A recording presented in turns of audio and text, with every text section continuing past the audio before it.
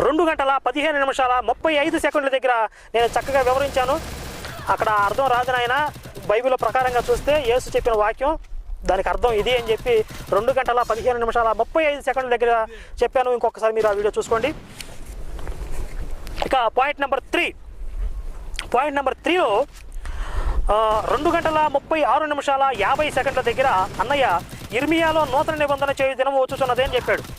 ఇది ఎందుకు చెప్పాడంటే, పాత నిబంధన కొట్టేస్తానని యెహోవా ఎక్కడా చెప్పలేదు, పౌలు మాత్రమే ధర్మశాస్త్రం కొట్టేయబడింది అంటున్నాడు. యెహోవా చెప్పకుండా పౌలు ఎందుకు అలా చెప్పాడు అని అడిగితే, నీకు తెలీదు, యెహోవా కూడా చెప్పాడు, కావాలంటే నువ్వు ఇర్మియా 31 చూడు అని చెప్పి ఆ విషయం చెప్పాడు. 2 గంటల 36 నిమిషాల 50 సెకండ్ల దగ్గర చెప్తే, నేను దానికి కౌంటర్గా 2 గంటల 55 నిమిషాల 40 సెకండ్ల దగ్గర ఆ ఒక్క వాక్యం కాదు నన్ను చదివేది, దానిపైన దాని కింద ఒక్కసారి చదివితే అసలు అక్కడ ఉన్న విషయం ఏంటో అర్థమైద్ది.